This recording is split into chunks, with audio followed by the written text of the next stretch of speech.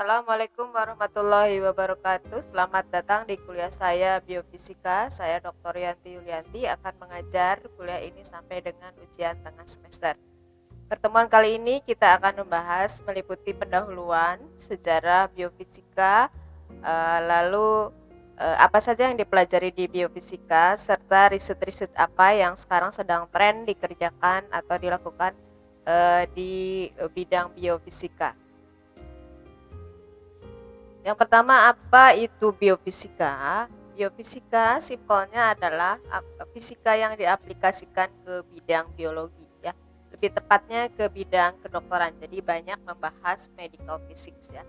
Jadi biasanya fisika yang dibahas dalam fisika itu adalah benda-benda mati ya, material, instrumentasi gitu ya, reaktor nuklir, fisika bumi dan sebagainya, itu semua benda mati. Jadi biofisika ini khusus bidang fisika yang diaplikasikan ke makhluk hidup ya, karena biologi itu ranahnya adalah membahas makhluk hidup, dari makhluk hidup yang paling kecil, virus, bakteri dan sebagainya, sampai makhluk hidup seperti kita ya, manusia. Jadi medical physics banyak membahas tentang manusia. Lalu biofisika itu ditujukan untuk orang yang memiliki latar belakang fisikawan ya. Jadi biofisika itu untuk fisisis. Tetapi sekarang mulai orang biologi juga belajar biofisika. Jadi saya juga mengajar biofisika di biologi terapan, tetapi hanya kulit-kulitnya saja karena saya mengajar di mahasiswa tahun pertama, jadi mereka belum punya banyak dasar untuk belajar biofisika terlalu dalam ya.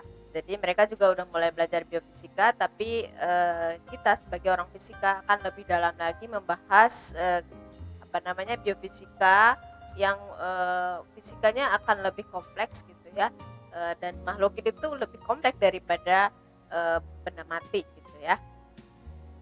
Selanjutnya adalah sejarah biofisika. Jadi biofisika ini mungkin ilmu yang agak baru ya dibanding dengan ilmu-ilmu lain, bidang-bidang lain dalam fisika. Ya, jadi kita lihat biofisika di abad ke-20. Jadi dimulai dari bidang kedokteran. Ya, jadi perkembangannya dalam bidang kedokteran meliputi ketertarikan fisikawan pada aliran darah. Itu ada George Stock. Jadi dia memodelkan seperti apa aliran darah di dalam tubuh kita, secara fluida ya. Itu ada viskositas dan sebagainya. Nah, di situ dihitung seberapa besarnya atau seperti apa aliran darah dalam tubuh kita. Lalu memonitor detak jantung, lalu ke aktivitas otak ya. Pada saat itu mungkin masih sederhana alatnya, tapi detak jantung sudah bisa dilihat ya dengan alat-alat yang dipersiapkan untuk memonitor detak jantung, khususnya biasanya pada saat dilakukannya surgery atau operasi. Biofisika diawali dengan ditemukannya X-ray ya, lalu ternyata X-ray bisa digunakan untuk mendiagnosa penyakit ya. Jadi X-ray itu bisa menembus jaringan tubuh manusia, tapi ternyata hanya jaringan otot bukan tulang, sehingga tulang-tulang bisa terlihat ya. Jadi bisa menganalisis seperti apa misalkan fraktur pada tulang ya dan sebagainya. Nah, tetapi ternyata kemudian pada awalnya mungkin penggunaan X-ray semena-mena gitu. Lalu fisikawan menganjurkan pengukuran dosis untuk X-ray setelah ditemukan bahwa ternyata X-ray itu menyimpan bahaya radiasi. Ya, ternyata bukan hanya untuk bisa mendiagnosa penyakit, kalau tidak hati-hati malah menjadi penyakit baru karena radiasinya. Jadi fisikawan mengajukan untuk menghitung dosis yang tepat dalam penggunaan X-ray. Ya, lalu X-ray yang tadinya menggunakan film, ya mungkin beberapa tempat masih menggunakan film, lalu diganti dengan monitor. Jadi lebih kepada alat listrik. Penggunaan X-ray selain mendiagnosa penyakit yang diaplikasikan ke bidang biofisika, biofisika adalah penggunaan X-ray untuk menganalisis kristal ya. Jadi ini saya kira Anda sudah banyak tahu ya, kalau Anda memang belajarnya bidang material, Anda biasanya menggunakan XRD ya untuk menganalisis kristal, untuk melihat struktur kristalnya seperti apa. Ya, jadi ini juga bisa digunakan untuk melihat atau mengukur ukuran partikel dalam protein. Jadi ukuran-ukuran atom, jarak antar atom di dalam protein itu bisa dilihat, sehingga bisa digambarkan secara tiga dimensi protein itu seperti apa. Ya, jadi protein sekarang bisa digambarkan dalam ukuran atom. Jadi nanti akan muncul gambar-gambar seperti ini. Jadi ada yang bertanya nih, memangnya di dalam tubuh kita protein itu bentuknya seperti ini? Ya memang kita tidak ada yang tahu, tidak ada yang pernah melihatnya ya. Tapi ini adalah gambaran atau pemodelan dari hasil penggambaran ukuran protein melalui XRD. Ya. Jadi ini sudah banyak dikembangkan dan ada bank khusus untuk menampung ukuran-ukuran protein hasil dari peneliti-peneliti yang menggunakan XRD untuk mengukur jarak antar atom di dalam protein. Kemudian penelitian tentang protein, terutama tentang DNA, ini banyak dilakukan ya sekarang ini. Di sini ada Maurice Wilkins, Rosalind Franklin, Raymond Bostick, dan banyak lagi yang meneliti tentang DNA. Jadi mereka memfokuskan pada struktur DNA dan ikatan antara atom-atom dalam protein. Ya, jadi lebih dalam lagi, lebih ke DNA-nya. Penemuan yang paling spektakuler dalam bidang fisika yang bisa diaplikasikan dalam bidang biologi adalah penemuan mikroskop elektron. Ya, sehingga biasanya Anda taunya SEM ya, scanning mikroskop elektron. Jadi biasanya Anda menggunakan SEM untuk melihat secara mikroskopik material Anda, lalu Anda bisa mengukur butir-butirnya.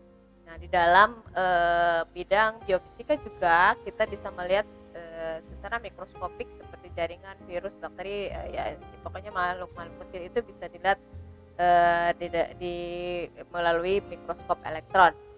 Ya, lalu ditemukannya CAT yaitu adalah computer assisted tomography, lalu PET atau positron emission tomography, fMRI atau fMRI yaitu functional magnetic resonance imaging.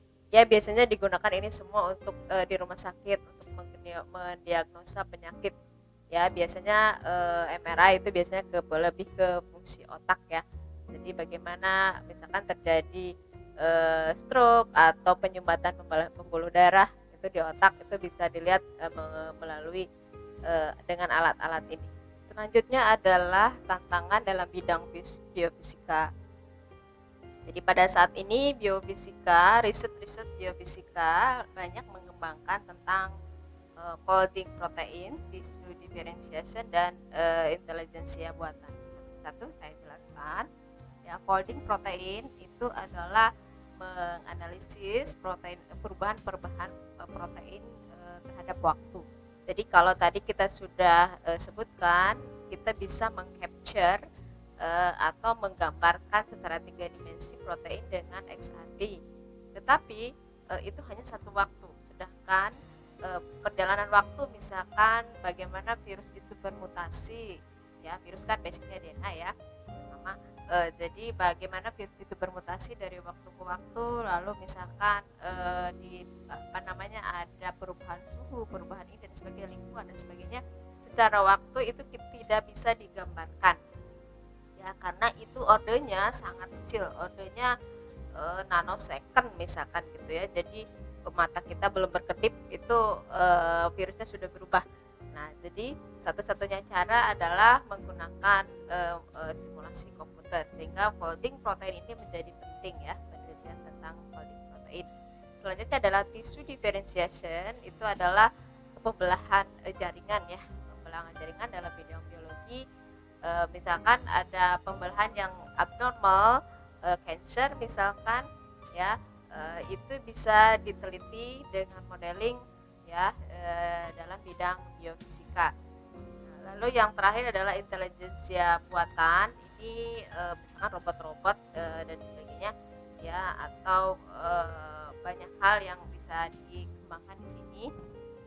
Ya, ini gabungan dari beberapa bidang studi, misalkan ke elektronika, teknik mesin dan sebagainya ya.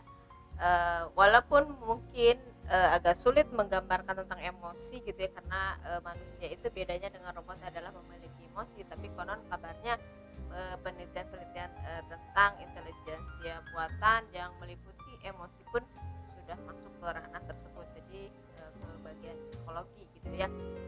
Jadi fisika ke bagian psikologi. Nah itu tantangan-tantangan yang bidang biofisika. Jadi mungkin kalau Anda yang tertarik dalam bidang biofisika bisa menganalisis atau bisa mengerjakan salah satu dari penelitian ini.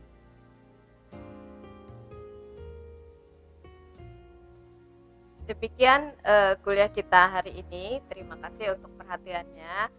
Silahkan kalau ada pertanyaan atau ada hal-hal yang didiskusikan bisa dituliskan di kelas kita ya. Silahkan dituliskan di sana. Lalu nanti kita akan akhiri dengan assignment atau tugas di rumah ya. Terima kasih. Assalamualaikum warahmatullahi wabarakatuh.